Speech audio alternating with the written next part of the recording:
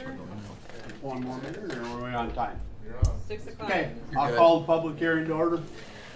The 2020 street and utility improvements, improving 2nd Street Northeast between Drew Avenue and Eager Avenue Northeast, and 5th Street Southeast between Center Avenue South to Adams Avenue Southeast.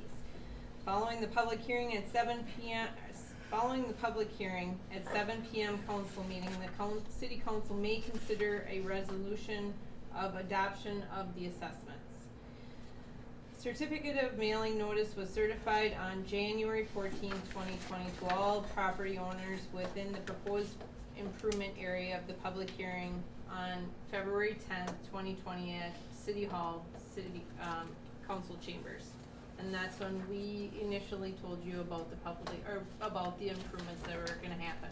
And I do have that, and the people that attended, it also is listed on here.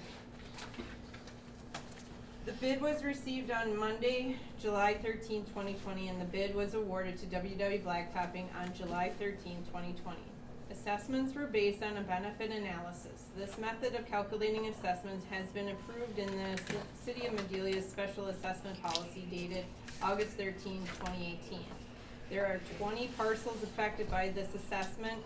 Please note that all property owners were sent a certified mailing of the notice on June 30th, 2021. And here I have the notice, the certified mailing, and the ones that actually picked it up for this meeting tonight.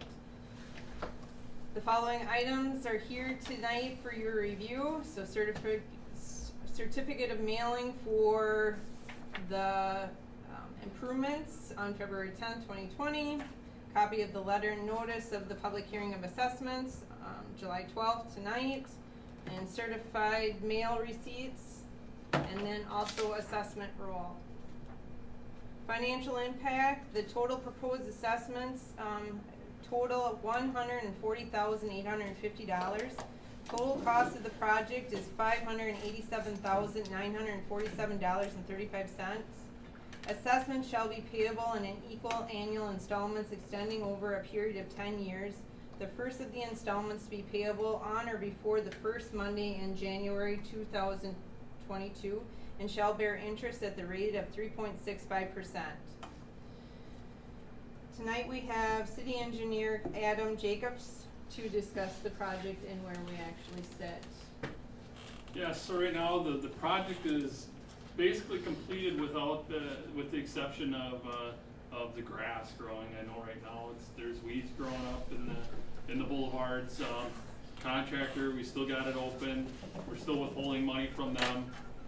They'll be back out after the MnDOT seeding window of July 20th is when they can reseed it again. So I would anticipate somewhere there in the end of July, August, that they'll be back out there to touch that up. I guess with that, I just want to preach patience with this, with the seeding. It's going to take a while for that to establish. Really didn't have the greatest growing conditions earlier this summer where it got real hot and it probably burned up that seed. We know some of that grass is growing, or you're getting that creeping Charlie or that quack grass. The weeds, just stay on it, just kind of mow it down about 3 inches. That's going to kind of help keep the weeds down, and then it'll help get that other seed to grow up too. I'll level with you, it probably won't look good until next spring. We're not going to get that instant satisfaction with that. I guess also they put the final wear course was on. That went on last June. So really the only thing we have left is just the grass turf establishment. So contractor is still on that. If you don't like the timeline and you want to tackle that yourself, I guess that's an option that you can go with. If the timeline you don't see here with the contractor and what we're providing, feel free. And then if you do some work, let us know so that if we do come back and do something, we can skip your project. I believe we did that with Paul's yard down there. I think you seeded your own. So I guess with that, I can open up to any questions or comments you guys might have.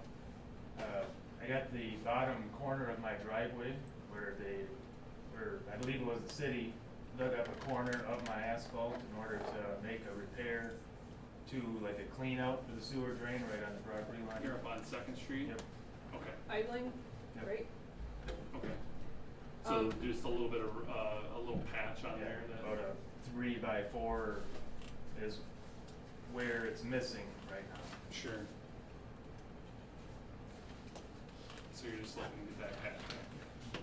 Yeah, at a Okay. minimum. New skirt along the whole thing would be nice, but at a minimum, that patch. Adam, it's 419 Second Street Northeast. Yep.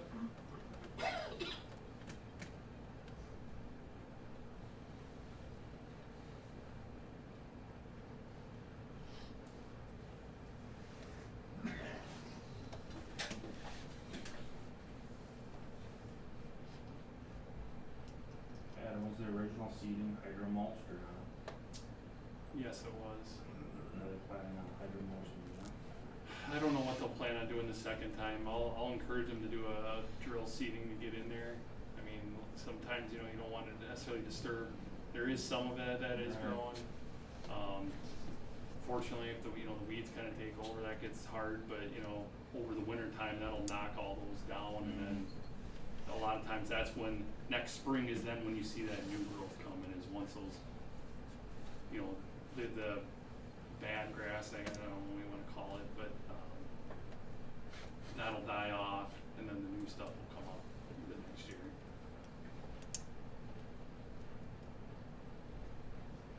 Any other questions, comments? Yeah, I have one, and I brought it up the last time we spoke about the assessment, the mechanics for creating the assessments, that there's 20, is that right? 20 parcels that are 20 affected. parcels that are affected is the terms you use, and that's not necessarily true because the sewer, and that's a good example, the sewer that was put in there services more than 20 parcels. Mhm.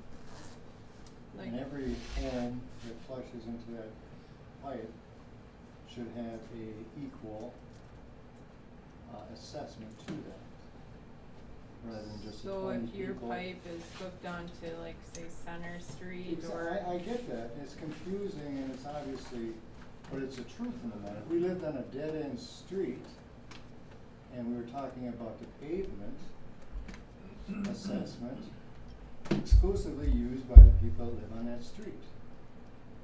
But this sewer services everyone above me as well as it does me. And without my piece being replaced, when my piece is replaced, it improves the rest of them up the hill. And that was a contention early on, is that what we suffered from when it was undersized was not from the 20 parcels that fronted it. We were being impacted by the other 90 that technically fed into that system, and that's why we had the backups. I know that isn't gonna happen here, but I think that's something we should look at for in the future, the mechanics of how you create the assessment, is that everybody that the impact is truly it. Now, I know that the city takes a huge amount of this and spreads it out over the entire base, tax base. That's technically unfair for the guy who doesn't, pardon my French, poop into that pipe, ever. It should only impact those that get benefit from that improvement. I just wanna go on record, and I think that's probably fair. If it turns out to be something, say like the subdivision out at the highway, or at what's the name of that? Riverview Heights. Riverview Yeah. Heights.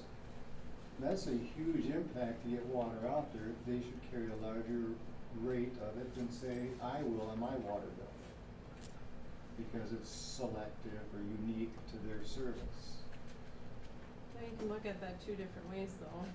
If that water has to go out there, you have to loop the system to balance the whole system, so everybody is using it. Granted, on water, sewer is not looped. I don't think the sewer go, or the hoop don't go around in a circle, it just leaves. No, it just goes downhill. Well, I know downhill. Typically with the, you know, like you're talking with the sanitary, if what we've done in the past in different cities is if we have to have a larger main that goes in front of their house, so say 8 inches minimum is that's what we're gonna put in, that's what got put in on, you know, your guys' streets. So if we have to put in a 12-inch, when it comes to calculating the assessments, we actually reduce it down, it's called oversizing cost. So we'll reduce it down and we'll say, look at it if this was just an 8-inch pipe that was going through. So, you know, like you say, yeah, that you're getting a lot of sewage that might be taking, you know, a quarter of the town that goes down, you know, one of the streets or something like that. But we reduce that back down to say, hey, this would have been an 8-inch pipe that's going in, so you're not paying the upscale price of putting in like a 15-inch line, where if that's $100 a foot, whereas But you don't know if that's pertinent to this situation.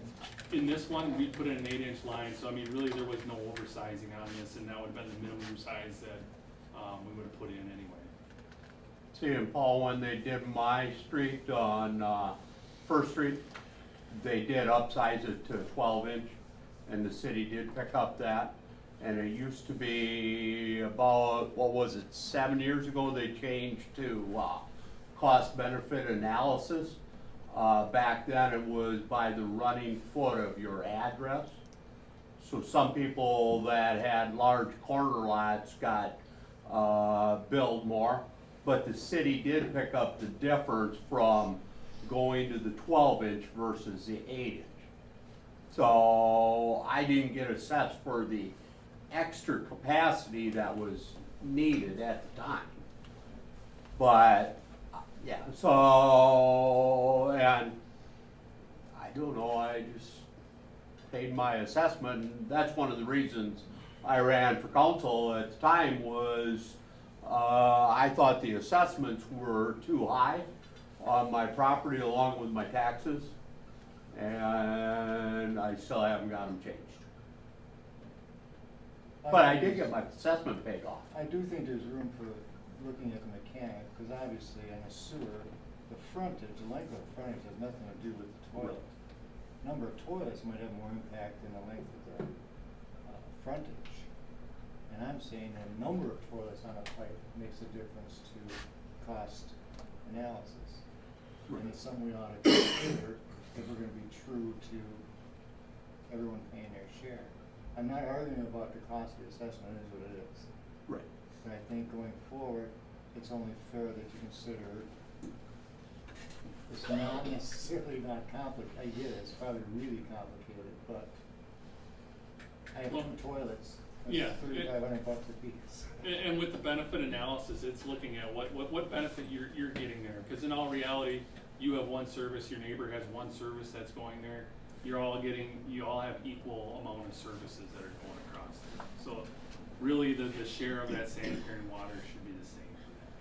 So the benefit analysis, what that does is that goes through, and then correct me if I'm wrong on this, Chrissy, but like assessor basically goes through and says, this is what benefit your property is getting from us doing this project.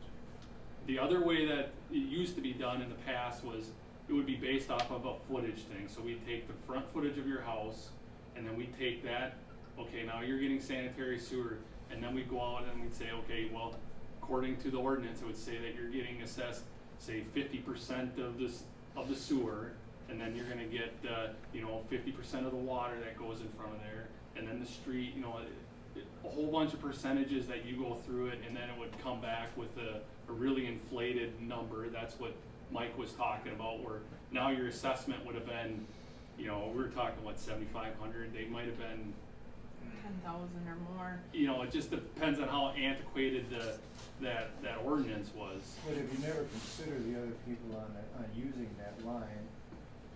Correct. you're I mean, it's missing kind of that- the same you're thing with the missing that whole street thing, too, where yeah. it's you're not the only one using the street, it's other people through there. Typically, through the 429 process, we have to assess at least 20%. I think we're probably in 24%. we're in the 24% range, so, like you say, 76% of that is getting picked up by the rest of the city too. So I mean, that kind of does get bared back on everybody. And maybe partially to your point, Paul, part of the problem with that would be is if, say, you start replacing a sewer system at the far end, then say you're a house at the end of the line, but your waste is gonna end up basically going through the whole system from start to It was a good point, finish. I use every inch of the pipe. Then, if you're using every inch of the pipe and you want it to be assessed like that, you'd get assessed every time a section of that pipe was, you know, added, so. Don't live on the north side of town. So, in actuality, maybe living closer to the lift station is a blessing in disguise, who knows? But I think that's part of the reason why that's not done that I think it'd be way. interesting to see how that would work out, Right, Yeah. well, right? I said my piece. Any more questions, concerns? Issues? does everybody on Second Street have less dust in their house now? A little bit? Upstairs, Yeah, that's is an that door improvement. locked? That's an improvement? I'll go People check. get I'll go check. Glenn, I think he's locked out or something. I don't think the cars are traveling any slower down the street, but I think there are probably fewer of them, surprisingly. They Yeah, must have seems liked like the there's- gravel. Yeah, it seems like there's less traffic now. Really? I don't know how that works. They found a different way. They when found a it was different way closed. while it was closed and haven't gone back. Yeah, I mean, that's kinda nice, actually. The one neighbor kid's playing catch in the street, I wouldn't have even thought of that, Yeah. like last summer. Jeez.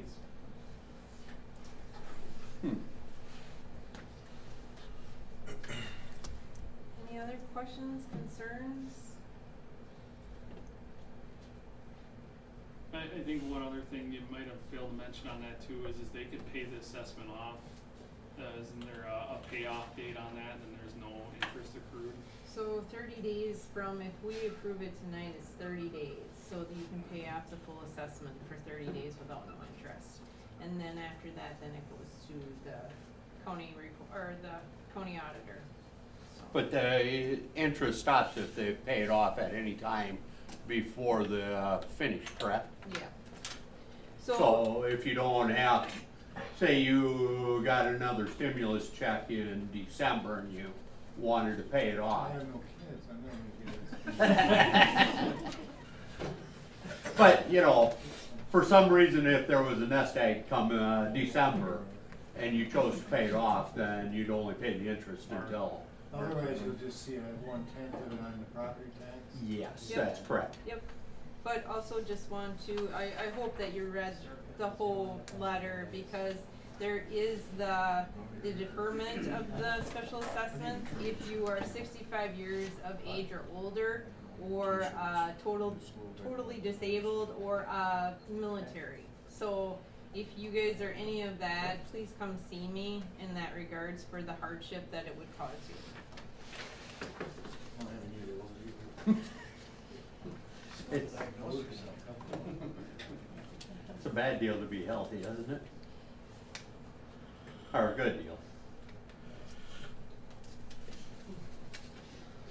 So otherwise, I'd like to thank everybody for coming in, putting input in.